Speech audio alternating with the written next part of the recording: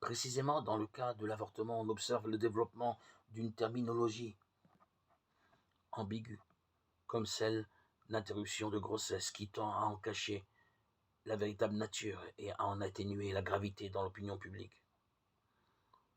Ce phénomène linguistique est sans doute lui-même le symptôme d'un malaise éprouvé par les consciences. D'aucune parole ne réussit à changer la réalité des choses. L'avortement provoqué est le meurtre délibéré et direct, quelle que soit la façon dont il est effectué, d'un être humain dans la phase initiale de son existence, située entre la conception et la naissance.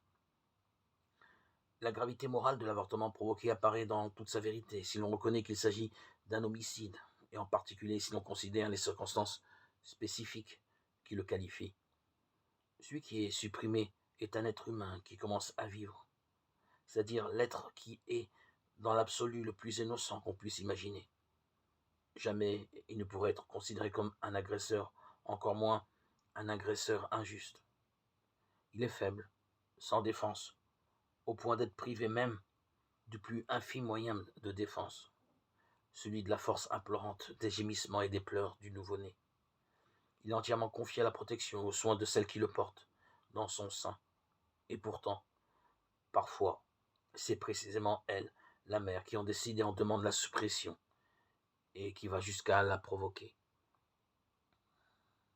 Il est vrai que de nombreuses fois, le choix de l'avortement revêt pour la mère un caractère dramatique et douloureux, lorsque la décision de se défaire du fruit de la conception n'est pas prise pour des raisons purement égoïstes et de facilité, mais parce que l'on voudrait sauvegarder des biens importants comme la santé ou un niveau de vie décent pour les autres membres de la famille.